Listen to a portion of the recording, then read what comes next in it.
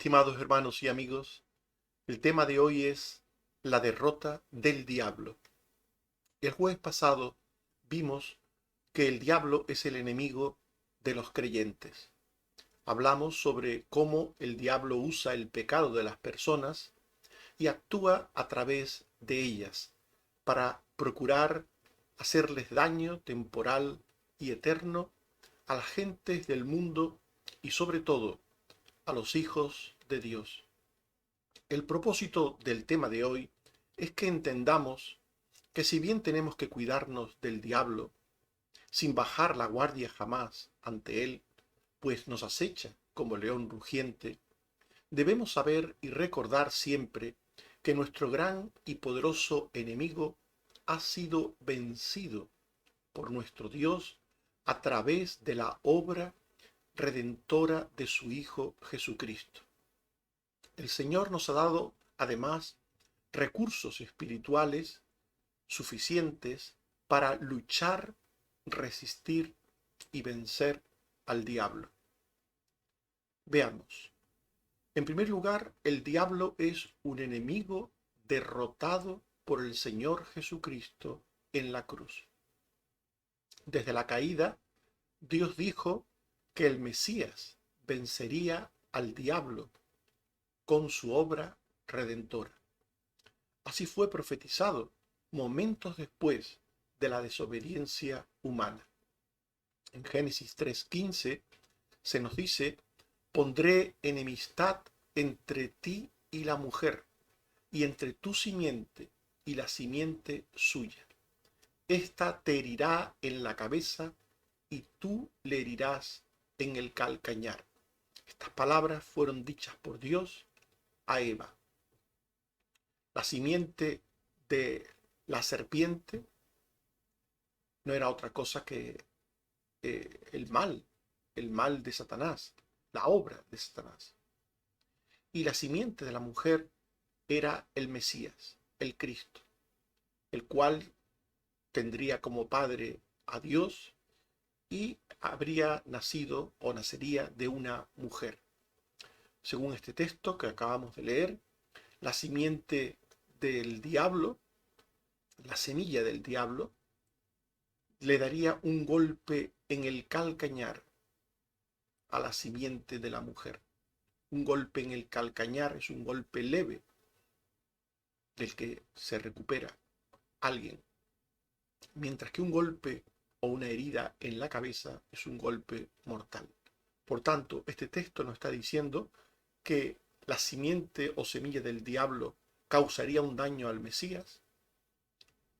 Este daño evidentemente fue todo el rechazo y cómo fue llevado a la cruz, pero que el Mesías con su obra le daría un golpe mortal al diablo, que lo derrotaría en definitiva en la cruz. El Mesías en la cruz venció al diablo. Con su muerte derrotó a la muerte. Con su resurrección posterior derrotó a la muerte. Así pues, el diablo le llevó a la muerte pensando que con ello impediría el propósito redentor del Mesías y, sin embargo, se encontró con la sorpresa de que esa misma muerte, ese mismo daño que le estaba causando al Mesías, fue el medio para destruirle, para destruir el imperio de la muerte, como nos dice 1 de Juan 3:8 y Hebreos 2:14.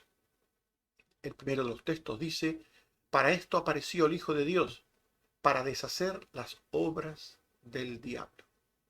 Y el segundo texto dice: por cuanto los hijos participaron de carne y sangre, él también participó de lo mismo, para destruir por medio de la muerte al que tenía el imperio de la muerte, esto es, al diablo.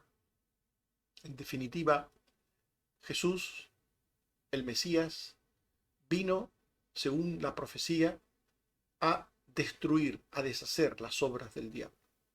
Vino a destruir por medio de su muerte al que tenía el imperio de la muerte, al diablo. El diablo, por tanto, es un enemigo derrotado. Y esto debemos de tenerlo siempre presente los cristianos. El diablo es nuestro enemigo, sí, pero es un enemigo derrotado ya. De tal manera que el Señor está diariamente sacando del reino de las tinieblas a personas y trasladándolos al reino de la luz. Nos dice la palabra de Dios, Hechos 26, 17 al 18, que el Señor le dijo a Pablo: te envío para que abras sus ojos, para que se conviertan de las tinieblas a la luz y de la potestad de Satanás a Dios, para que reciban por la fe que es en mí perdón de pecados. Y dice Colosenses 1:13 que nos ha librado de la potestad de las tinieblas y trasladado al reino de su amado Hijo.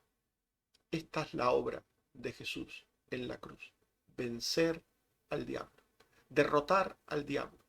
Y por eso ahora, desde el momento que se produjo esta salvación, y evidentemente también ahora, el Señor está llamando a la salvación a personas, librándoles de las tinieblas en las que se encuentran, librándoles del reino de las tinieblas y trasladándoles al reino de la luz, al reino de Jesucristo. Y esa derrota del diablo en la cruz es algo que él sabe que es irreversible. El diablo sabe que es un enemigo vencido y está a la espera de su destino final, que sucederá cuando llegue el juicio de Dios al final de los tiempos. Dice Romanos 16:20, y el Dios de paz aplastará en breve a Satanás bajo vuestros pies. Para Dios no existe el tiempo como para nosotros.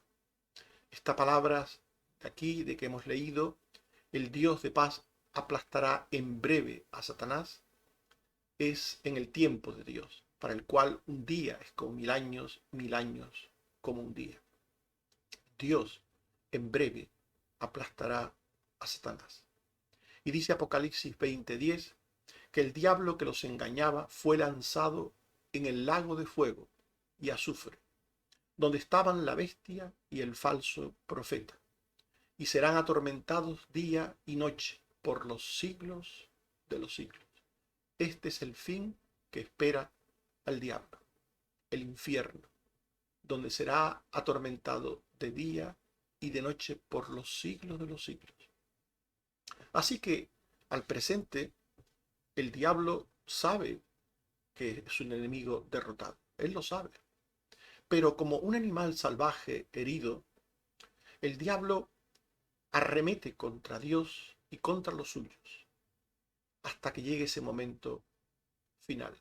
Su maldad es tan grande que él quiere emplear el tiempo que le resta haciendo todo el daño posible a Dios, a su obra, a sus caminos y a los hijos de Dios.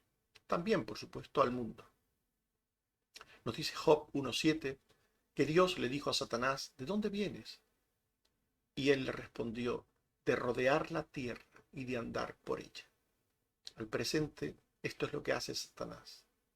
Y nos dice Apocalipsis 12:12, ay de los moradores de la tierra, porque el diablo ha descendido a vosotros con gran ira, sabiendo que tiene poco tiempo. Él sabe que le queda poco tiempo. Y con ira arremete cual león herido contra Dios y contra los suyos. ¿Qué podemos hacer los cristianos contra las acechanzas del diablo? ¿Hay algo que podamos hacer? Sí, los cristianos podemos derrotar al diablo en el poder y en la fuerza que vienen del Señor. Pero no lo haremos si ignoramos su presencia a nuestro alrededor como causa del mal. Hay cristianos que ignoran la realidad de la presencia del diablo. Viven como si este ser malvado, este ser terriblemente cruel, no existiera. Y esto no es conveniente. El creyente debe ser consciente de que el diablo está ahí. No tenerle miedo, porque es un enemigo derrotado. No olvidéis, es un enemigo derrotado. Pero saber que está ahí buscando perjudicarnos cuanto pueda. Efesios 6:11 habla de las acechanzas del diablo. Las acechanzas del diablo. Nos acecha. Y en 1 de Pedro 5:8 se dice, vuestro adversario, el diablo, anda alrededor, buscando a quien devorar. El diablo nos acecha, buscando a quien devorar. Independientemente de que sea un enemigo vencido, él quiere hacernos daño. El que sea, le da igual. Lo que quiere es perjudicarnos. Lo que quiere es impedir que nuestra luz brille con toda su potencia.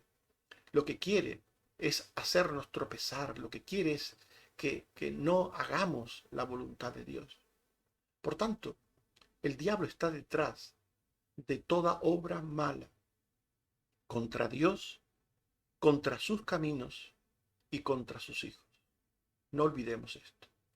Dice Hechos 13:10 que el apóstol Pablo le dijo a un siervo de Satanás: oh, lleno de todo engaño y de toda maldad, hijo del diablo, enemigo de toda justicia, ¿no cesarás de trastornar los caminos rectos del Señor? El diablo tiene sus servidores. Sus servidores. Personas que, sin saberlo, le hacen el trabajo sucio. Personas que, sin saberlo, son abogados del diablo. O son las manos, pies, los ojos, la boca del diablo para hacer el mal, sin saberlo. El diablo, por tanto, está detrás de toda obra mala, contra Dios, contra sus caminos y contra sus hijos. El diablo, por ejemplo, impide que los creyentes proclamen el mensaje de salvación. Nosotros queremos hablar de la salvación a nuestros seres queridos, a quienes no conocen a Jesús. Queremos hacerlo y procuramos hacerlo. Y aprovechamos las oportunidades para hablar de él. Pero, dice Lucas 8:12, que los de junto al camino son los que oyen y luego viene el diablo y quita de su corazón la palabra para que no crean y se salven. Cuánta palabra que hemos sembrado, cuánta palabra que hemos sembrado ha sido inmediatamente quitada por el diablo para que esas personas no crean y se salven. El diablo también siembra hijos suyos, hijos de las tinieblas y de maldad, entre los hijos de Dios para causarles daño. La iglesia es la reunión de los redimidos, pero no solo de los redimidos. Allí también están los hijos del diablo. En la iglesia, sí, hay hijos del diablo. ¿Por qué? Porque el Señor ha salvado a los suyos, los ha redimido, ha formado un rebaño con ellos, un pueblo, una familia, para que vivan juntos, para que se amen, para que se edifiquen. Y entonces el diablo, que sabe esto, que ha hecho el Señor, quiere estorbarlo. Y para estorbarlo, introduce entre el campo de trigo cizaña, entre la manada del Señor de ovejas, introduce lobos disfrazados de ovejas. Eso es lo que nos dice Mateo 13, 25, 28 y 39. Vino su enemigo y sembró cizaña entre el trigo. Y nos dice más adelante que el enemigo es el diablo. Por tanto, en la iglesia Dios siembra trigo. Y muchas personas que están en la iglesia son trigo del Señor. Pero hay otras personas, nosotros no sabemos quiénes son porque somos humanos y además el Señor nos prohíbe ponernos a buscar y a separar el trigo de la cizaña, pero el Señor sí sabe quiénes son. Él sí lo sabe. Hay personas que son puestos en la iglesia por el diablo. No son creyentes. Parecen creyentes, pero no son creyentes. Y están ahí, ¿para qué? Mirad un ejemplo, ¿para qué? Juan 13:2. El diablo había puesto en el corazón de Judas Iscariote que le entregase. Esas personas están a la espera de que su amo, su señor, el diablo, les guíe a hacer alguna mala obra. Alguna mala obra contra la iglesia, contra el pastor, contra otras personas, como en este caso que hemos leído, Judas hizo una mala obra contra el Señor mismo, para que le entregase, dice el texto. El diablo había puesto en el corazón de Judas Iscariote que le entregase. Judas vendió al Señor por 30 monedas de plata. No fue un extraño, no fue alguien de la calle, no fue un escriba, un fariseo, no fue un romano, fue un discípulo del Señor, uno de los suyos, que había sido introducido en el rebaño por el propio diablo. El diablo entró en el corazón de Judas, nos dice el texto. Por tanto, el diablo quiere hacernos daño, de una forma o de otra. El diablo trae tribulaciones diversas a los hijos de Dios, con el propósito de hacernos tropezar, nos dice Apocalipsis 2:10. El diablo echará a algunos de vosotros en la cárcel para que seáis probados y tendréis tribulación. En definitiva, el diablo está ahí, a nuestro alrededor, buscando a quien devorar, procurando hacernos daño. Pero Dios quiere que sus hijos, los creyentes, venzamos al enemigo ya vencido por él. Dios ya le ha vencido. Y el Señor quiere que nosotros también le venzamos. Para lo cual debemos tener el poder y la fuerza necesaria. No podemos luchar contra el diablo con nuestras fuerzas humanas, porque nos derrotaría enseguida. Necesitamos un poder y fuerza extraordinarias. Y ese poder y esa fuerza para luchar, resistir y vencer al diablo vienen del Señor. Recordad esto. Podemos luchar, resistir e incluso vencer al diablo con el poder y la fuerza que vienen del Señor. Efesios 6:10 nos dice: hermanos míos, fortaleceos en el Señor y en el poder de su fuerza. Fortaleceos en el Señor y en el poder de su fuerza. Es en el Señor, es en su poder, es en la fuerza que viene de Él, que podemos enfrentarnos a Satanás. Y nos fortalecemos en el Señor vistiendo toda la armadura que Él nos ha provisto. Recientemente hablamos de esto, por tanto, algunas cosas que dijimos en su momento no las diremos ahora.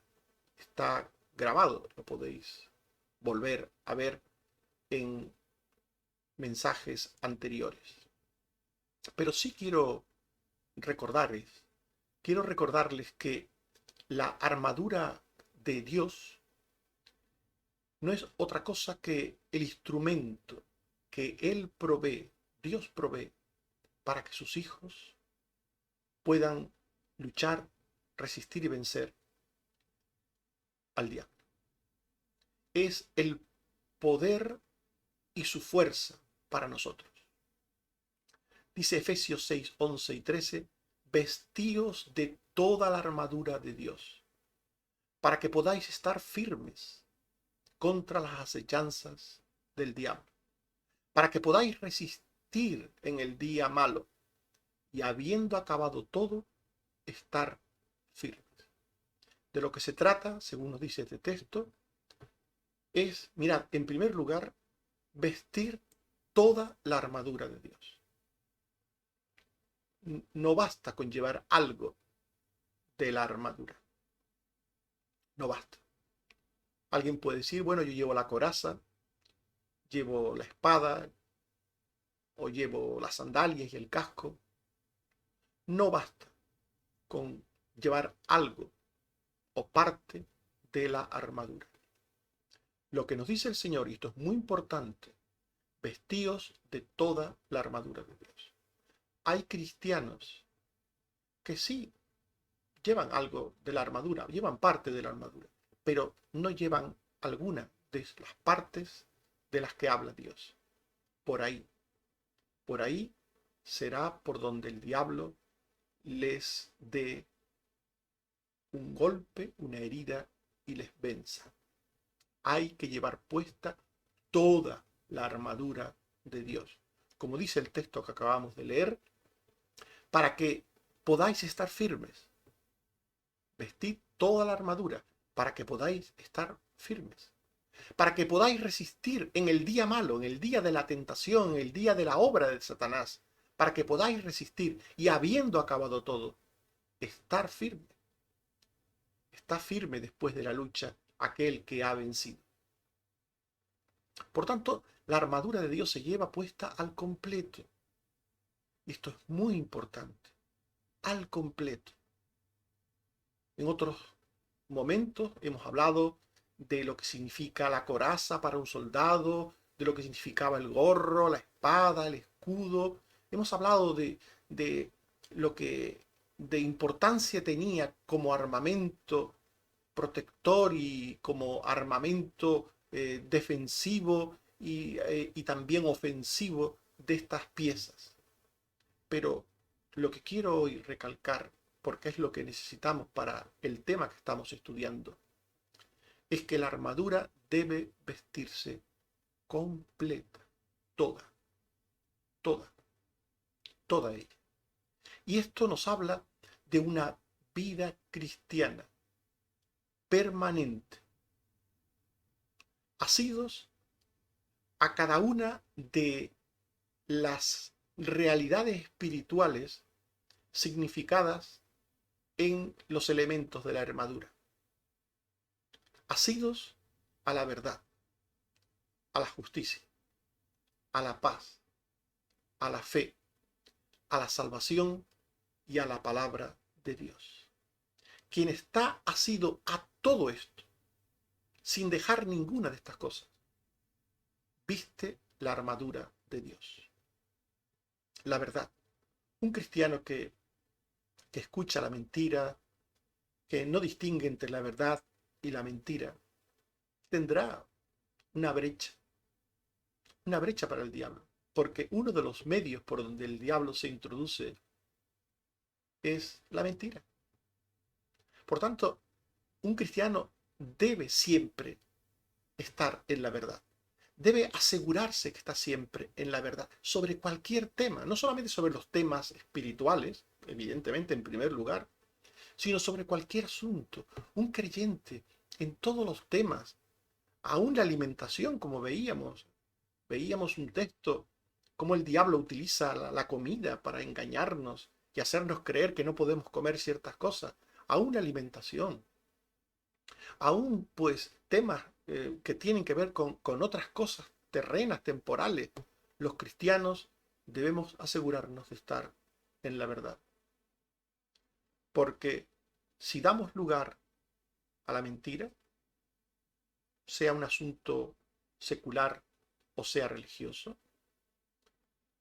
esa mentira, o esas mentiras, si son muchas, son una brecha en el muro de nuestra fortaleza para que el diablo entre. Por tanto, un cristiano vive en la verdad, vive en la justicia. Un cristiano no puede ser una persona deshonesta, una persona que no cumple, incumplidora, una persona que comete ciertos actos delictivos, aunque sean menores, que hace pillajes. Un cristiano no puede ser una persona pícara de estas que vemos en el mundo, la gente busca hacer cualquier cosa pues, para no pagar impuestos, para librarse de una multa, para ir por el camino más corto. Es decir, la gente del mundo que vivimos, en ese cinismo que caracteriza a la sociedad en la que vivimos, recurre a todo tipo de triquiñuelas, algunas de ellas ilegalidades, para, para vivir y se enorgullecen de ello. Pero un cristiano debe ser una persona justa, justa.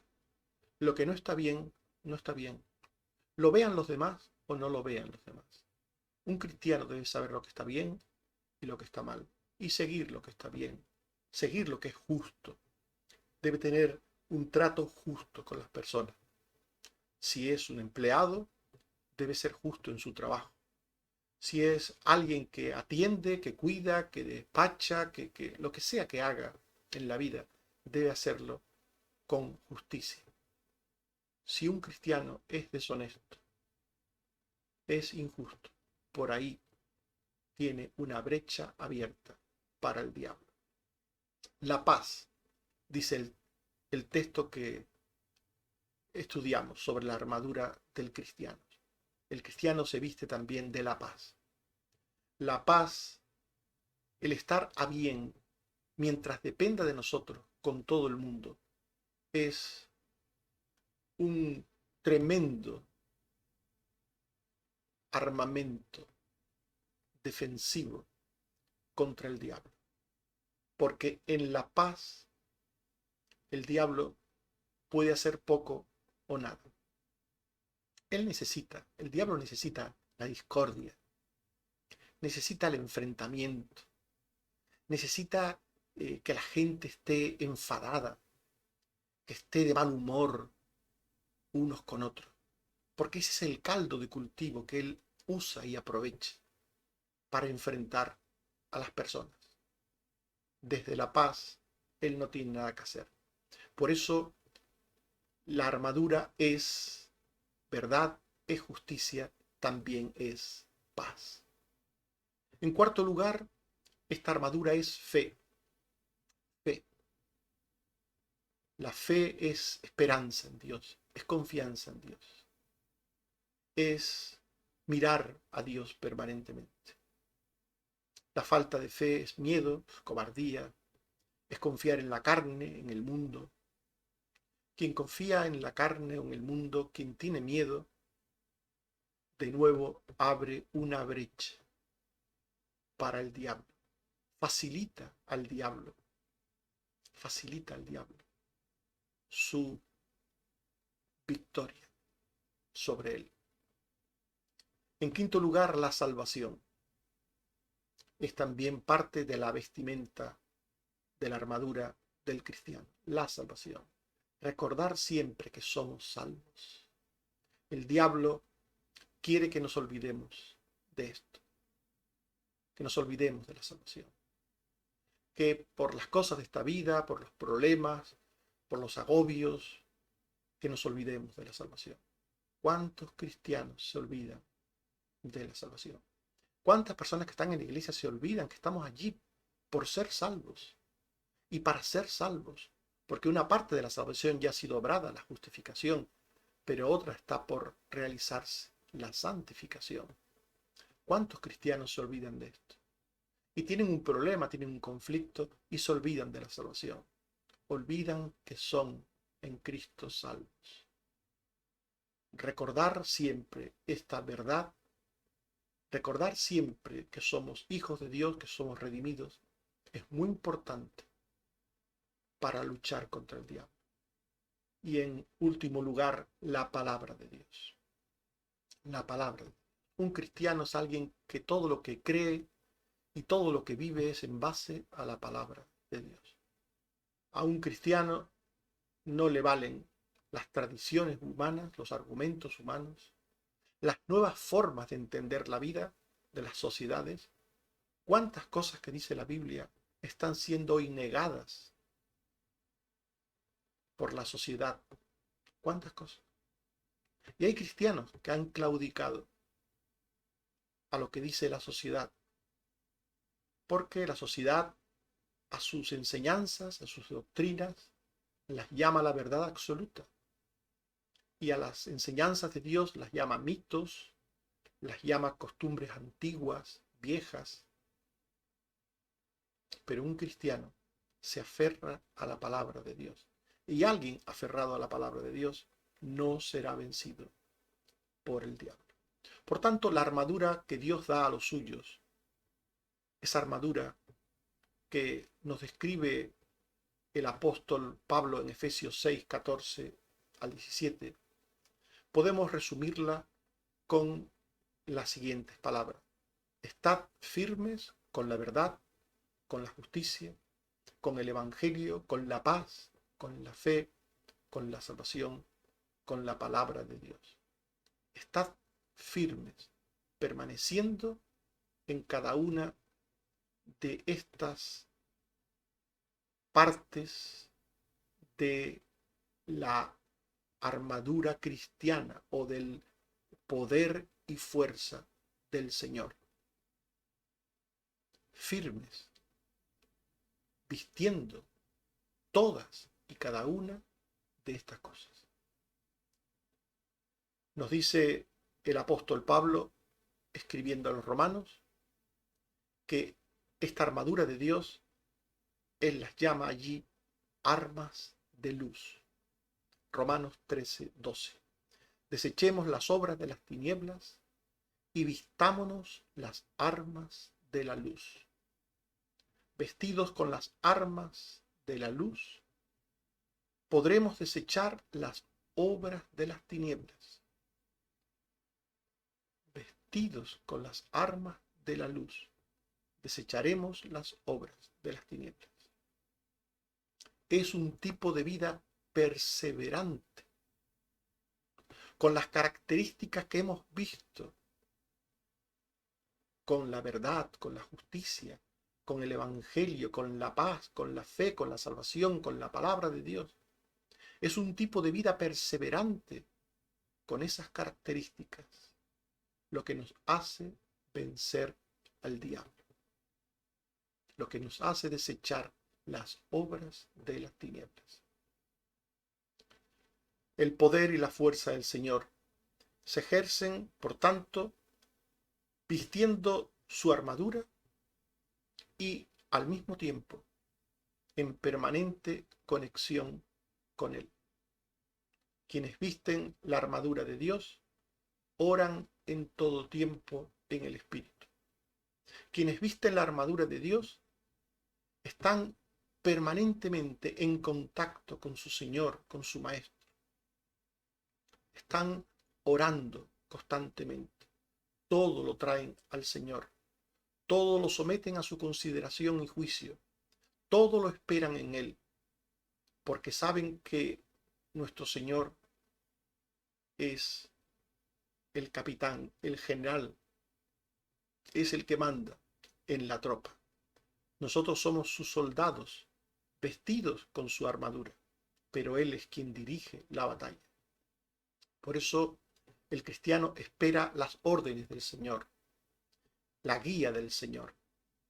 Y además de vestir la armadura, dice Pablo en Efesios 6, después de haber hablado de ella y describirla, dice, orando en todo tiempo, con toda oración y súplica en el Espíritu, y velando en ello con toda perseverancia y súplica por todos los santos. La armadura de Dios más la oración. Y aquí los recursos espirituales del Señor para hacer frente al diablo. Orar.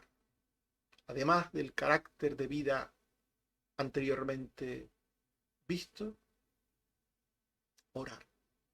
Orar sin cesar.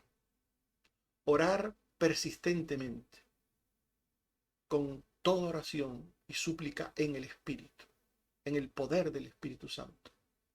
Quienes visten la armadura de Dios tienen sus ojos puestos constantemente en Él, en el Señor. Ellos saben que no es por su fuerza, que no es por su sabiduría que vencerán, sino que es en el poder y la fuerza del Señor. Y esto les lleva a no bajar la guardia ante el diablo ni un solo instante. Efesios 6:16 nos habla del escudo de la fe, que apaga todos los dardos de fuego del maligno.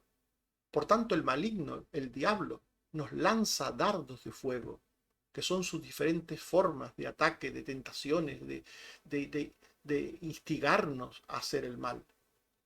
Y debemos, con oración y perseverancia, hacer frente. Dice Santiago 4:7, someteos a Dios, resistid al diablo y huirá de vosotros. Someteos a Dios, resistid al diablo y huirá de vosotros. Quienes visten la armadura de Dios saben que el peligro puede estar más cerca de lo que pueden imaginar. El diablo puede usar a cualquier persona o situación a nuestro alrededor para atacarnos. Marcos 8:33 nos dice que Jesús reprendió a Pedro diciendo, quítate delante de mí, Satanás, porque no pones la mira en las cosas de Dios, sino en las de los hombres. Un hermano en la fe puede ser en algún momento un instrumento de Satanás para hacernos daño, para tentarnos, para hacernos tropezar. Satanás puede usar nuestro propio pecado, puede usar nuestra codicia, nuestra envidia, nuestro rencor, pero también puede usar el pecado de alguien a nuestro alrededor, de alguien cercano, muy, muy cercano, como en este caso, para que claudiquemos, para que nuestras rodillas caigan a tierra, para en definitiva vencernos. Estimados hermanos, hemos hablado de la derrota del diablo y hemos visto que el diablo es un enemigo derrotado por el Señor Jesucristo en la cruz. Momentos después de la desobediencia humana, Dios dijo que el Mesías vencería al diablo a través de su obra redentora. Desde entonces, el diablo, que sabe que su condenación le llegará finalmente, se emplea a fondo para causar todo el daño posible a Dios y a sus hijos.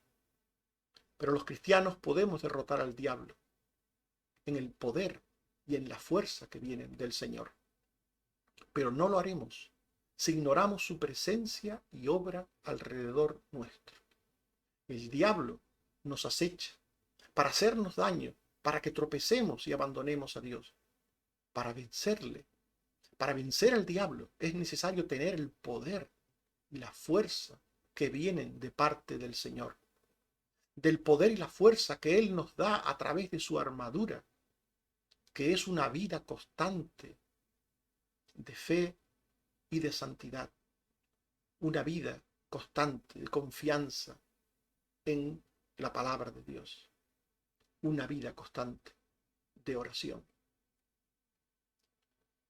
Dice Efesios 6, 11 y 13, vestíos de toda la armadura de Dios, para que podáis estar firmes contra las acechanzas del diablo, para que podáis resistir en el día malo, y habiendo acabado todo, estar firmes.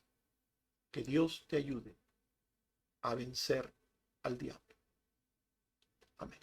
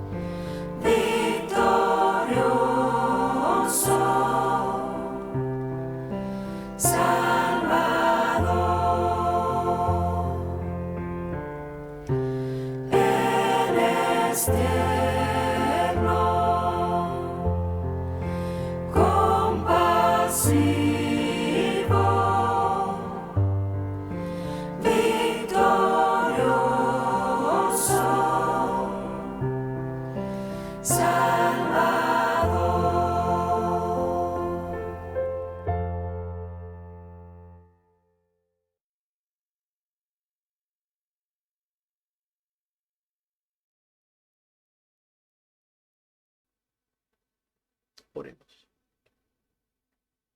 Señor, gracias porque has vencido a nuestro enemigo y lo has hecho en la cruz a través de la muerte de tu Hijo.